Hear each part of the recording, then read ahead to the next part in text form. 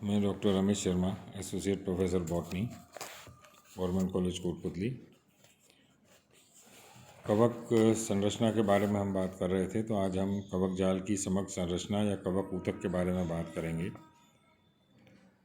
जो कवक की प्रजातियां हैं उनमें विशेष प्रकार के कार्यों को संपादित करने के लिए अनेक कवक सूत्र समग्र रूप से मिलकर एक कॉम्पैक्ट या लूजली अरेंज्ड एग्रीगेट का निर्माण करते हैं। इस प्रकार इकाई या जनन संरचनाएं बनते हैं। जो विशिष्ट प्रकार की संरचनाएं हैं वो इस प्रकार से हैं। सबसे पहली है स्क्लेरोशियम। ये संरचनाएं पादप रोगकारी कवक सदस्यों में मुख्यतः पाई जाती है, जो पादप में डिजीज़ करते हैं, रोग उत्पन्न करते हैं।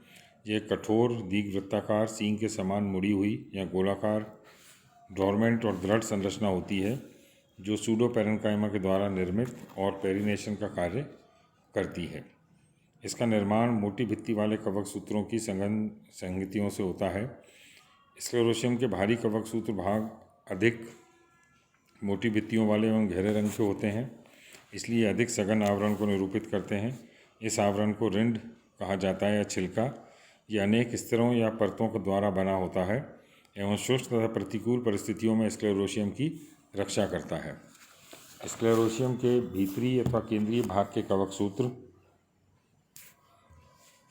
ये स्क्लेरोशियम यहाँ पर हम देख सकते हैं। ये स्क्लेरोशियम इस प्रकार से है। ये स्क्लेरोशियम यहाँ पर दिख रहा है, ये स्क्लेरोशियम है। तो केंद्रीय भाग के कवक सूत्रों में प्रचुर मात्रा में खाद्य पदार्थ संचित रहते हैं।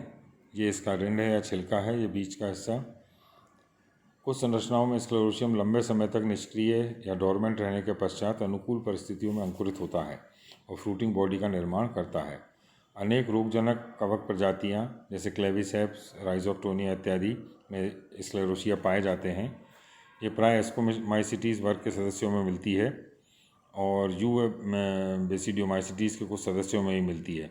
फाइकोमाइसिटीज़, ऑर्किड, रस्ट और स्मट्स के अंदर स्क्लेरोशिया नहीं पाए जाते हैं। स्क्लेरोशियम की मुख्य संरचना दो भागों में विभेदित होती है, जिन्हें कॉर्टेक्स और मेडुला कहते हैं। ये इसका मेडुला और कॉर्टेक्स दो भाग इसके अंदर पाए जाते हैं। वल्कुट जो है वो प्रमुखतः मोटी भित्ति वाले कवक सूत्रों द्वारा निर्मित बाहरी भाग होता है। इसके कवक सूत्र आपस में सघन रूप से गुंथे हुए होते हैं।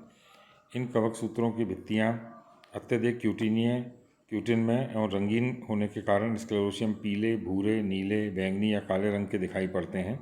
इस प्रकार वल्कुट स्क्लेरोशियम की सुरक्षात्मक भाग होता है तथा एक या एक से अधिक कोशिका पंक्तियों का बना हुआ होता है। स्क्लेरोशियम का भीतरी भाग जो है वो मेडुला कहलाता है। इसमें कवक सूत्र आपस में गुंधे हुए एवं लूजली अरेंज रहते हैं। इस प्रकार के विशेष ऊतक विन्यास को प्रोजेनकाइमा कहा जाता है। इस भाग के कवक सूत्र कोशिकाओं में शर्करा या वसा संचित भोज्य पदार्थों के रूप में पाए जाते हैं। स्क्लेरोशियम के निर्माण में कवक प्रजाति के जीवन चक्र की किसी निश्चित अवस्था में इसके कवक सूत्रों की कॉम्पैक्ट रूप में आपस में गुंथकर एक ऊतक समान संरचना को निरूपित करती हैं। इस संरचना को प्लेक्टनकाइमा कहा जाता है। विभिन्न स्क्लेरोशिया संरचनाओं में प्लेक्टनकाइमा दो प्रकार के पाए जाते हैं। इनको जैसे पहला है प्रोजेनकाइमा। प्रोजेनकाइमा में कवक ऊतक में कवक सूत्र समानांतर क्रम में एवं शीतलता पूर्वक व्यवस्थित आपस में गुंधे हुए होते हैं। यहाँ कवक सूत्रों को आसानी से पहचाना जा सकता है। सूडोपेरेन्काइमा दूसरा जो है वो प्रोजेनकाइमा के अंदर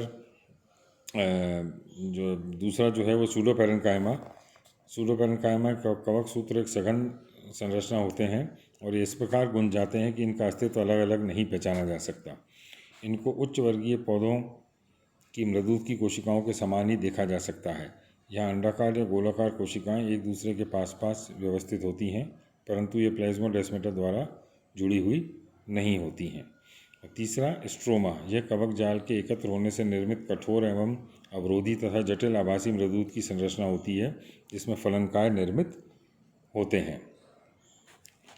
माइसीलियल स्ट्रैंड दूसरा कवक जाल रज्जुक या माइसीलियल स्ट्रैंड्स।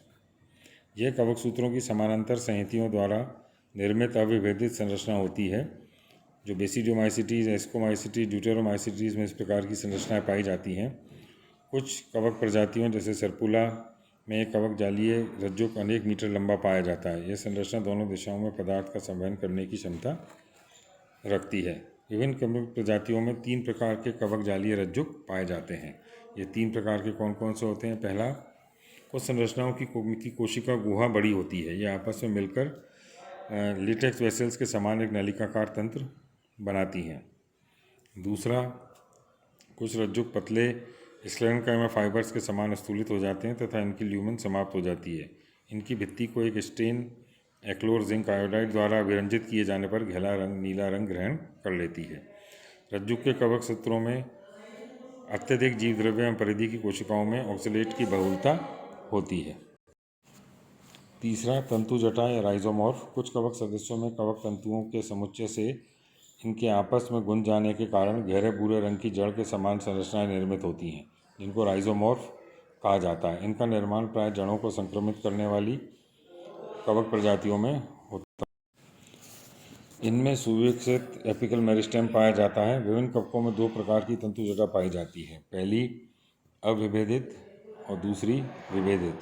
अविभेदित तंतुजटा में शीर्षस्थ विभज्योतक स्पष्ट नहीं होते, परंतु सुविभेदित तंतुजटा में शीर्षस्थ विभज्योतक एवं अन्य ऊतक सुस्पष्ट एवं सुविकसित होते हैं। विभेदित तंतुजटा का ऊपरी हिस्सा छोटी और आइसोडायमेट्रिक कोशिकाओं का बना होता है एवं म्यूसिलेजिनस इनफोल्डेड कवक सूत्रों की टोपी या इससे शीत से घिरा रहता है।